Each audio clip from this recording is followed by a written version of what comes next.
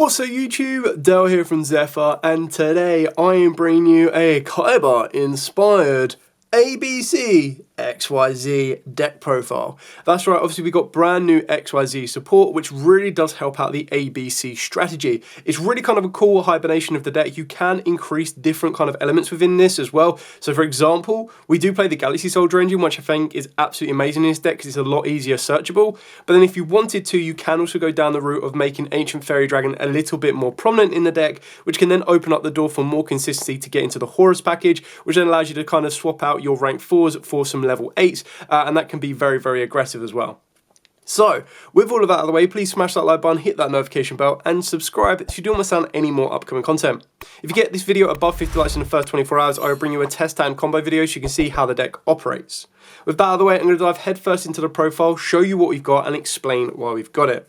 So starting off with the A, B and C pieces, we do play the 1A, the double B and the 1C. Now you can adapt this by increasing A to 2, and that really kind of comes down to the exact same thing with the XYZ element of the deck, is that some people will play 1Y, some people play 2Ys. It really then comes down to preference as to which ones you feel are a little bit more comfortable with and kind of what you want to focus on. But the ideal kind of outcome or the ideal kind of point to make is that B and X are going to be your most important two cards, and they're the ones you're going to want to play at a higher level than the rest, at least guaranteed.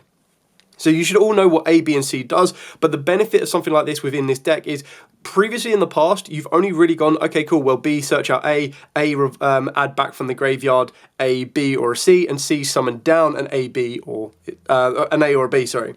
So with this deck now, all of those additional effects that these cards have will now facilitate the X, Ys, and Zs. So the main effect of this one is A, is if it is sent from the field to the grave, you get to add another Union monster from the grave to the hand. B is it allows you to add a Union monster from the deck to the hand, and this one will allow you to special summon a Union monster from the hand. So when you're playing more Union monsters in the form of your Y and your Z, they're going to be more cards that you can start cycling back from the graveyard. They're going to be more cards you can start cycling from the hand as well, and that will be very, very helpful. As a note, the only one that isn't a Union, very disappointingly, is of course your X cross cannon, but the benefit of something like this is basically always going to be an extender, which is really kind of cool. But then it also adds you to rank 4 capabilities. It gives you access to make your Union controller. It just facilitates so much. It really is a crazy good card. So that's pretty much it for the A, B, and C. Now let's talk about the X, the Y, and the Z. So again, this one really comes down to your personal preference on how you'd want to do this. You can actually play 1Y, you can play 2 Zs. The only one that you must be playing max out of is the X cross, just because it is so important to the strategy and the plays you're going to want to make. So the X cross is if you control a Light Machine Fusion or a Union monster, which you should be able to do incredibly easy in this deck, you get to special on this card from the hand. During your main phase, you get to equip one appropriate Light Machine Union monster from your deck to this card as an equipped spell, as if it was equipped by its monster's effect. Also, you can't special summon from the extra deck for the rest of the turn except Light monsters, so it's very, very important. There are some extra deck choices that we make that are probably more of a aggressive call that aren't going to be Light attributes. So there's something that if you want to be taking them out and you only want to focus on Lights, you can do, and I'll explain you some of those, the alternatives when we go through the extra deck. Your Y is if this card is special summoned specifically, you get to equip a level 4 Light Machine monster from your hand or graveyard to this card as an equipped spell. Also, you can't special summon from the extra deck for the rest of the turn except Light monsters. And then once per turn, you get to target a machine monster you control, equip this card to that target or unequipped it, and special summon it. If this equipped monster would be destroyed by battle or card effect, you get to destroy this card instead. Now the benefit of something like this is, again, when you're able to utilize your B Buster Drake, you're able to kind of equip the B Buster Drakes, and the thing with all of the A, Bs and C pieces is that they're not hard once per turns. So constantly if you'll keep sending them off the field, whether they're going to be used as fusion material to get into your Union controller, it will search you out another piece, and it's just going to allow you to kind of filter through the deck, which is why you can afford to play the deck above 40 cards, and this one is currently 45 cards, because not only could you bury the bricks, but your consistency is already up there, that you have the ability to kind of search out all the pieces you need and deck fin on a consistent basis. Then the Z Zillion Tank. Again, if it is special summoned, you get to equip one of your banished level 4 Light monsters to this card as an equipped spell. You can't special summon from the extra for the rest of the turn except Lights. And then once per turn, you can either target a machine monster you control, equip this card to it, or unequipped it and special summon it. If the equipped monster would be destroyed by battle or card effect, destroy this card instead. So obviously the reason you're playing less of this is because it's specifically from the banish zone, whereas this one's from the hand or grave. So you've got more consistency of doing that because you kind of want to leave your A, B, and C pieces banished so that your ABC Buster Dragon can bring them back. Then the other kind of like cannon card we play is the original vanilla X-Head cannon. Now the reason you're going to be playing this is because we do, and as I jump ahead quickly, play Union Activation. So Union activation lets you send a Light Machine normal monster or a Union monster from your hand or deck to the graveyard to add a Light Machine monster with the same attack. So the benefit of something like that is you are going to be sending mainly your X head cannon to search you out your X cross cannon because they're the only ones that match with 1800 attack. The other targets that you can utilize on the back of this as well, because it allows you to specifically add a monster with a different name but the same attack, is the only other bridge that you're going to get is your Y or your Z and or B can get to each other because they all have 1500 attack. So you could technically discard a Z to search you out a B, you could discard a B to search you out a Z and Y and all around. Now obviously this isn't going to get any effect if you discard it off of the from the hand because it has to go from the field to get the search. But if you're basically missing a B and you need to get a B into the graveyard, this will help you do that. Obviously you can search out all of these pieces as you need to. There are ways of equipping cards from the graveyard. So again, if you're able to special summon down the Y and you're like, right, I want Z Zillion in the grave or I want B Buster in the grave, again, you can go Union activation, search out your Y, and then go from there. So there's loads of different bridges to help you do that, and that's kind of why you utilize it. But your main protocol at the first point will be to send the X head dragon cannon, the X head cannon to off of the back of your Union activation. It does have a secondary effect as well, that if you special summon 3 light monsters at the same time while this card's in the graveyard, you get to banish it to add a monster with 3000 or more attack from the deck to the hand, which is actually really funny because you can actually search yourself out in a Nibiru. But the chances are when you're bringing back your A, B, and C piece, which will trigger this effect, you're not really going to want to be searching that out. Now, of course, it can go for 3000 or more. You'd only really do that if you feel your opponent is going to break your field and then you need to retaliate with a Nibiru. But that is something that it can do, which is quite important. For the other monsters we are playing is the 2 Galaxy Soldier. Now, like I said, you can actually sub this out for the Horus engine to be a little bit more aggressive. But the reason you're going to be playing 2 of this is that you can very easily now search it thanks to Galaxy Photon Dragon and just how easy it is to get 2 level 4 lights on the board, which is really, really important. So you'll be able to search out your Galaxy Soldier, and then your Galaxy Soldier then works you into your Nova and an Infinity. And the reason you're going to be doing something like that is if you are fearful of Nibiru, if you are fearful of a way that they may break your field, that's when you're going to go Galaxy Soldier, which also helps you by discarding your light monsters, so it gets you an A, B, or C in the graveyard. And what you're trying to do is set up a negate before you summon your Buster Dragon, so that if they do Nibiru you prior to that, you go, okay, cool, we'll banish A, B, and C, bring out the Buster Dragon, and you still have a field presence. Then, of course, we do play the 1 Fear and King Regulus. This is like your Omni Negate. You can play more of this if you want to as well. This just kind of acts as a addition to the Galaxy Soldier. Like, if you can get to this earlier than your Nib kind of area and you can still hold on to a Galaxy Soldier, then by all means, summon down the Regulus, equipped an A, B, or C piece. And the best way about that is if the A, B, or C piece leaves, again, you get a search.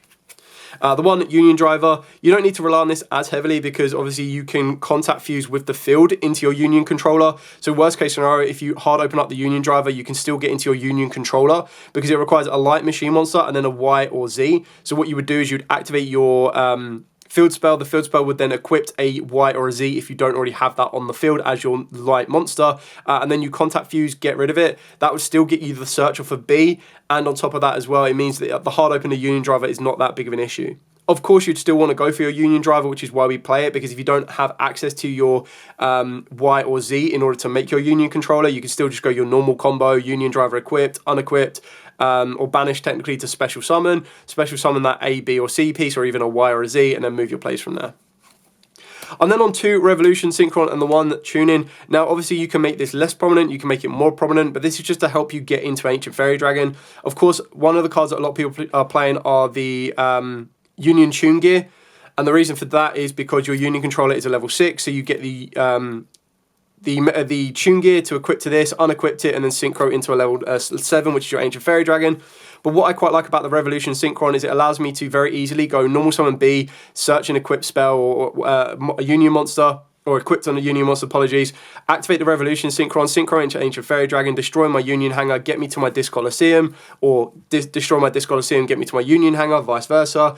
And then what it does is after I've used Ancient Fairy Dragon, I can banish this from the graveyard, mill 1 card, and then make a Crystal Wing. So that's another way to protect you from the Nibiru early doors, because very simply, opening up Tune-In or Revolution Synchron plus an A, B, C, Y, X, Y, or Z can allow you to get into Ancient Fairy Dragon, which works you into a Crystal Wing, and off of the back of that, you still have the abilities to float yourself into a Union controller, which can give you an additional summon. If you want to use your Ancient Fairy Dragon to give you an additional summon as well to kind of help unclog your hand, that could be very, very useful as well. Speaking of which, we are playing triple Union Hanger. This card's just absolutely insane. Of course, with the one Terraforming and of course the one Therion Disc Coliseum. And then we are playing 2 unauthorized reactivation. Now, I know some people do obviously play 3 of this. Again, that is entirely up to you. You can do if you want to. I just felt that of all the Union kind of spells,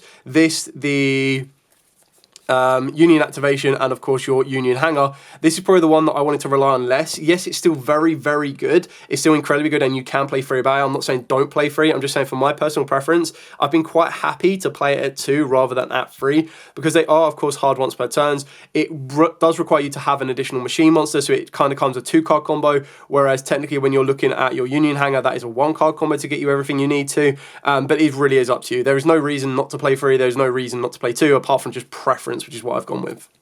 1 Call by the Grave, and then the 1 Angel Statue Azaroon, because we lock ourselves into light, and one of the best light link monsters right now that can set you up a defensive piece is of course going to be the Silo Hat Rabbit. And then I've gone with a balance of board breakers or field breakers and then hand traps. So it's entirely up to you which ones you want to play, but I do highly advise you play Forbidden Droplet because being able to send your pieces can set you up with your buster plays. Not to mention if you have the pieces on the field, you can actually activate them, send them, and then you can trigger their effects off in a new chain. I've also got Triple Tactics Thrust and 2 talents. Now obviously the idea behind this is that your talents can be a aggressor going first or second to look at your opponent's hand, draw 2 new cards, you name it. Thrust can search you out your terraforming. Again, this is going to be more ideal for going second until you start going into the side deck. But then when you're going into the side deck, this is going to be more prominent for going first when you've put in stuff like D-barriers or DDGs. If you want to go down that route, you can go for Artifact Sanctums, you name it, you've got loads of different targets. The idea is that going second in this deck can be a little bit tricky. So being able to play stuff like talents and thrust to lead you to talents, it can lead you to terraforming, which can lead you to your Union Hanger, it can lead you to your, wherever it is, Union Activation, so it can kind of get you to certain pieces that might help you either play your combos off, unclog your hands a little bit if need be, kind of pull apart your opponent's field as well as get an advantage on their hand or drawing more cards you need it. Then for the actual hand traps, we've gone with triple Ash Blossom, double Effect Veiler, and triple Imperm. Of course, you can play Dominus Purge if you want to. I've tried to keep the cost relatively down. Like, there's nothing in here that is astronomical in price. Like, Talents and Thrusts are going to be semi-expensive, depending on what rarities you've gone for. But you can sub those out and make it very cheaper, because, again, straight away, you can try and cut it down to a 40-card deck if you wish. You can start looking at playing a double Ghost Ogres. You can go for a third Effect Veiler if you want to. You can, of course, if you're not going to be playing Purge, open up the door to, like, other hand traps or other breakers. It really is up to you on what you want to play and how you want to adapt it, but that kind of gives you a starting block of where you'd want to go. Then for the extra deck, we are playing the 1 Union Controller. So as I mentioned previously, this requires 1 Light Machine and then Y or Z Zillion Tank or Y Yarhead. It must first be special summoned from the extra deck by banishing the above cards you control. If this card is special summoned from the extra deck, you get to add 1 spell or trap from the deck that to your hand that mentions Union monsters. So you can get to the unauthorized activation, you can get to your Union activation, you get to your Union Hanger. So it really is whatever one you are missing is the one you want to search, which is why I don't feel so bad about playing 2 unauthorized activation. But then on the flip side of that, you probably could play 3 activation and 2 of the Union spell. You could actually then cut down, wherever it may be, not your hanger, your Union activation. So, and the reason you do that is because the quick play factor might be a little bit more beneficial for you. And then on top of that as well, is this one then gives you the ability to, during the main phase, you get to special summon a Light Machine, normal, or Union monster from the hand. So again, it can't special summon down X-Head, but obviously X-Head can do it itself. But then, sorry, X-Crosshead to be specific, but it can get you any of your other pieces, which is really effective. Then, of course, we've got the 1 XYZ Hyper Dragon Cannon. So this requires X Cross, Y Yarhead, and Z Zillion. Must first be special summoned from the extra deck by banishing the above cards from the field and or graveyard. And then once per opponent's turn, quick event, you get to discard a card to target a card in your opponent controls and destroy it. You can banish this card from the field or graveyard to reveal 1 level 8 Light Machine monster. There you go. In your extra deck to special summon up to 3 of the fusion materials mentioned on it. So the benefit of that, and this is where it's going to get quite weird if you have been playing ABCs from way back when, is that you're going to want to use your XYZ to get you back your ABC pieces, and then you're going to want to use your Buster Dragon to actually get you back your Z, X, Y, and Z. So, the one big thing that's going to be different on this one is you get to tribute this card to target 3 of your banished Light Machine Union monsters with different names. So it doesn't need to bring back A, B, and C. We've just been so accustomed to bringing back A, B, and C because they're usually the ones that you have. This lets you bring back any banished 3 Light Machine Unions. So this will then allow you to get back your X, Y, and Z, which is really kind of funny because then you use your Dragon Cannon, discard, destroy, and then you get to tribute this, special summon, reveal, and then of course, banish this card from the hand or field, reveal, bring back your A, B, and C because they're all listed on this. And then you go, cool, Buster Dragon, discard, banish. And then you go, as long as you've used it, which is why we do rely on IP Masquerade a little bit more to kind of free up a bit of space, you then go Buster Dragon to then bring back. Because this one specifically targets 3, whereas this one is up to 3, so you don't need to bring back all 3 A, B, and C. But just remember, if you do that, you're then going to clog your zones down a little bit, so you kind of need to work around it. But I do find it quite funny how these now work very well in tandem and kind of works out nicely. For the XYZs, we are playing the 1 Galaxy Photon Dragon. Obviously, the idea behind this is just 2 level 4s, but the benefit of this one is other light monsters you control gain 500 attack. You can only use each of the following effects once per turn. Detach material from this card to either add a Photon or a Galaxy card from the deck to the hand, or send it to the graveyard. If a light monster or monsters is special to your field, except during the damage state, you get to target one of those monsters, and its level becomes 4 or 8 until the end of the turn. Now, the only time you'd ever want to make it a 4 is if you want to play another rank option, because then you'd go, okay, cool, well, I want to make my Galaxy Soldier into a 4 to try and make Abyss Dweller, which is really random. You probably wouldn't be doing that. But the other is you just want to search out your Galaxy Soldier, use this as link fodder, and then Galaxy Soldier works you into Nova, into Infinity. For the Synchros, we're playing the 1 Ancient Fairy Dragon and the 1 Crystal Wing, purely because we play the Revolution Synchron. If you don't play Revolution Synchron in the main deck, you cut 3 cards out of it, you put the Torque Tune gear in there, you can then cut the Crystal Wing Dragon. The Crystal Wing Dragon then opens up space for what I personally quite like right now is, if it's in this particular pile of cards, is I do like the idea of playing Moon of the Close Heavens because it's a light, and we do also play the Underworld Goddess, and I just like the idea of going, okay, Moon, and people are like, right, great, they're on Fiendsmith, I'll just hold my Ash Blossom, let's see how this goes, and then they get bored, and you're like, yeah, cool, effect, link, and you're like, what? So I kind of like that as an option, but it really is up to you. For the non-light monsters we are playing is the 1 IP Masquerena and the 1 SP Little Knight. Obviously, the idea is you're going to summon SP Little Knight, probably more so during your opponent's turn, but if you're going second, you try and make SP one of the first summons you make, so that at the very least, you're either going to banish a card if you've made it using an extra deck monster, or you're going to use this effect to tag itself out, which will come back to the field later on. But then that means that when you start using your other effects that do lock you into light monsters, they're only for the rest of the turn, so you've done this as your first summon. You would need to make sure that this is the first link summon that you make, which is why it makes it effective, but then that sets you up the Underworld Goddess and your SP during your opponent's turn. If you don't like it, or you feel that you're always locking yourself into lights prior to that, then you cut this, and you can obviously cut Abyss Dweller. Then for the light monsters, we are of course playing the 1 Platinum Gadget, the 1 Lionheart, and the 1 Silo Hat Rabbit, followed up by the 1 Underworld Goddess. So pretty standard on this one. The idea is that you don't really care about light locking yourself, so you want to use the best light link monsters that you could possibly have access to, which is the form of those. But then it kind of does take a bit of pressure off yourself that you don't want to forget that you're light locked. Try to build a field, and your opponent goes, yeah, you're light locked, you can't do that. And you're like, well, damn, that's annoying. So it really is up to you, preference, you adapt it as you see fit. Like I said, I really do like the A, B, and C strategy. I used to play it, like my most recent version I played was utilising the Horus cards as well, which is really fun. Anyway, thank you so much for watching. Don't forget to like, comment, subscribe, share. Till next time, as absolutely always, stay safe, and of course, happy dueling.